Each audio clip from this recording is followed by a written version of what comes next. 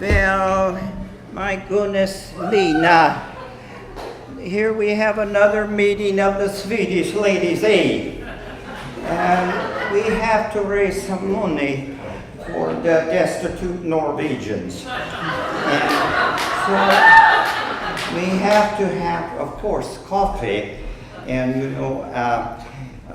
Lena, you know how the Swedes do it. They pour the coffee in the saucer, and then they put the sugar in the tube, and then they slurp. So, that's Mrs. Olsen's coffee. Lena, how's things with you? Oh, you have gallbladder trouble. Well, I saw on the television the other day that they have this miracle drug. It's swamp root. And if you take swamp root, it's supposed to really do a lot of things for you. But they have so many disclaimers. So if it makes your toenails fall out. And you're supposed to call the doctor if your toenails fall out. And then if you lose your hair, you're supposed to call the hair doctor. And then if you have itchy spots on your body, you're supposed to call the dermatologist. Well, I don't think I want to take that medicine. How about you, Lena? No, I don't think so either. Well, should we start planning things for the coming year? Well, yes, I think that's going to be a good idea. Let's have a slurp of coffee here. Oopsie.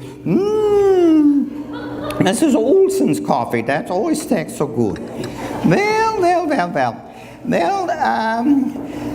we're going to talk about the Christmas program. Oh, the Christmas program. What songs do you think we should sing at Christmas? Well, I like Joy to the World. Oh, so do I. And then there's Jingle Bells. Oh, I like Jingle Bells. And deck your balls with balls of holly. No, Ingrid, you got that wrong. The men won't like that. It's deck the halls with balls of holly. Okay, good. Okay, well, let's try that in Olsen's coffee again. Well, there's all kinds of things going on. There's, I heard about that guy living over at Fogelquist. Oh, you did? Well, he's kind of a character. Yeah, he was out there taking a sun bath, and everybody was looking at him, and then he decided to streak across the front lawn of the Nordea house. Well, what was he wearing? Well, whatever it was, it sure needed ironing. So, yeah, I know how those things go. Well, what do you hear from Minnesota? Oh, Minnesota. Well, there's all kinds of things going on in Minnesota. Did you hear about that big fire? No, I didn't hear about that big fire. Oh, it was in a little town in Minnesota, and they had one of those modern chemical plants, and it got fire, and it was burning all over, and oh my goodness, the mayor was just hysterical. He said, you got to put that damn fire out. So he called all these different fire departments, and they came all over, but they just couldn't get that fire out. Well, what happened? Well, they called the Swedish fire brigade over in Mora in Minnesota. Well, they weren't so particularly good. They had an old fire truck. But anyway, they came over the hill and down they went right into that fire.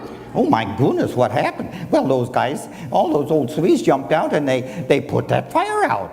Oh my goodness. Well, the mayor said, I'm going to give you $100,000 for putting out that fire. Oh, the fire chief said, thank you. The mayor said, what are you going to do with all that money? Well, we're going to fix the brakes on that goddamn fire truck. So anyway, that's the way it goes. And so then all kinds of things have been going on there in Minnesota. They had Ole Olsen's wedding. Oh, they had, yeah, there were all kinds of people there. There were Ole Olsen and Sven Olsen and Oscar Olsen and Tina Olsen and Sven Olsen, and then there was Oscar Hamilton. No, Hamilton. He's the wrong country. There was.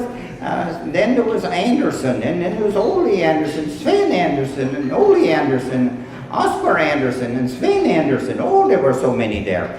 And then there was this funny guy, he came there, his name was Same Ting. And I said, well, that's not a Swedish name. How did Same Ting get there? Well, it was a kind of a funny story. You know, Ole and Sven, they both were Ole and Ole, actually. Well, we have to try that coffee again here. Sloop, sloop, sloop, sloop, sloop, sloop, sloop, sloop. Ooh, that's good. We should have put a little Brennivine in that. Yeah. Well, anyway, oh, thank you. Oh, there's the Brennivine. Oh, that will even make it better. Oh, yeah.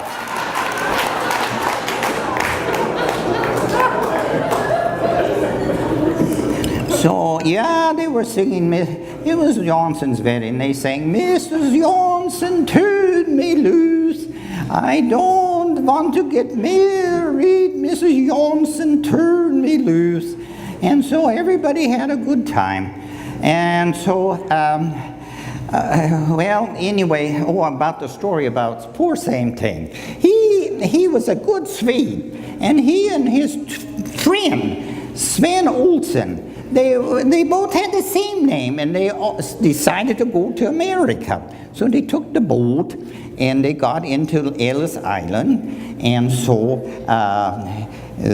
they got kind of mixed up, things there, all the confusion.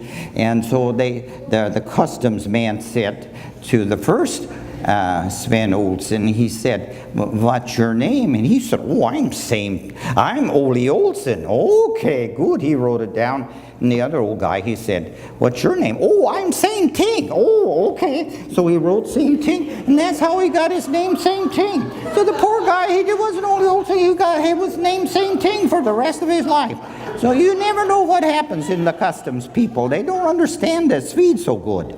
Well, yeah. And then, oopsie. Ooh, that's pretty good coffee. I think I better have another shot of that. Well, yeah. Well, another funny story, at the wedding. Ingrid, she wanted her mother to come over to the wedding. Okay, so, of course, Ingrid lives in California. So, anyway, her mother, she took the jumbo jet from Stockholm to New York. And she was so excited about that wedding. Oh my goodness, yes. Oh, you can't imagine how excited she was. So she got into the airport in New York, and she was kind of hungry. And she saw a stand there with the Kentucky Fried Chicken. And she said,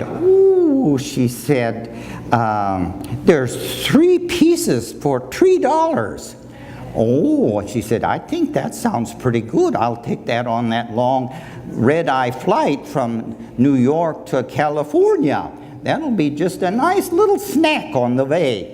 So she bought the chicken, and she got on the plane. She was so excited, She jumped on that train. She was the first one to get on the plane. And she plopped down on the aisle seat. Oh, and she had such a long trip. She just passed out. She was going like this. And then there was a gentleman, a very nice gentleman. He came, and first Ingrid, before she went to sleep, she picked up her tote bag and she put it on the seat next to her, so it would be handy if she wanted to get any of that chicken or anything in that bag. So she woke up in the night. So anyway, she was okay, and so here comes this nice businessman, and he said, oh, that poor old lady, I'm just going to step right over her and sit in that seat right next to her, and I won't have to disturb the poor old lady.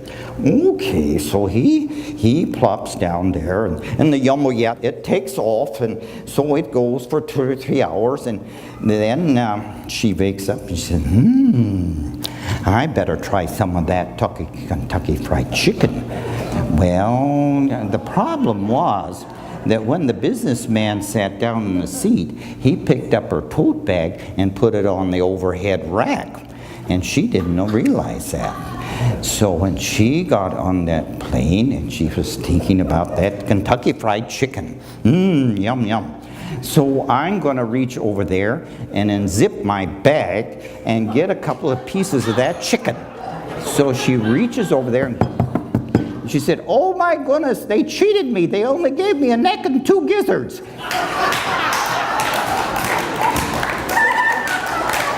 So that was kind of a flop, I mean, okay. Yeah. Well, you know, we have a hard time when the yes come over. Yeah. Well, we went on we went out to Olesen Road, and we were supposed to get off, we were supposed to take the bus, and we wanted to get off on 33rd Street. So I told the bus driver, I said, "We want to get off on 33rd Street." And he said, 33rd? I've never heard of 33rd Street. Oh, he said, yeah, there's a Swedish bus shelter there that crazy man Fogelquist built next to his house. And he has a little flag out there and it says, "A little bit of Sweden." Oh, that place, that crazy old guy. Oh, yeah, I know where that is. So she got off and she came to Nordia House and she really enjoyed herself. And then she was looking around and she said, "Well, I like to do something kind of different than Scandinavian stuff. So maybe I'll look and see what is in the newspaper." Well, the Germans were having a nice event. Oh, yeah, I know. Brunhilde lives next to me. And she's so talented. She used to sing in the opera house in Frankfurt. Oh, and she used to be a mezzo-soprano. Oh my goodness. Well, then her voice kind of went kaput. And so she was singing along and she had so many problems hitting high C. So Siegfried, who was in the Rheingold, in the Wagner opera, you know, he has his spear. So what he used to do was just give her a little poke in the hind end and then she'd hit her high C. And so she was just the biggest hit. But when Siegfried, I don't know what happened to Siegfried. I think he ran off of the gold mines. Oh, I don't know. But anyway, she was good, and then we used to go there. And oopsie, I like this coffee. It gets better every slurp. Oh my goodness. Well, then. So we went over there to the German house, and they have a lot of sauerkraut and bratwurst, but that tastes pretty good. And then they have that good German beer, and oh my goodness, you should hear them sing when they get all yassed up. Oh my goodness, you wouldn't know what was going on over at that German house. They have a pretty good time. There's Brunhilde's sister. She's really a good dancer. She jumps around like you wouldn't believe it. Well, oh goodness me, there's so much going on. Well, I think we've kind of exhausted the repertoire for tonight. So I think I kind of ran out of corny jokes. So I think we'll probably go home and see what's happening at Fogelbowl. Okay, Ingrid. Okay, Lena. Hey do. Goodbye. We'll see you at the next Swedish Age.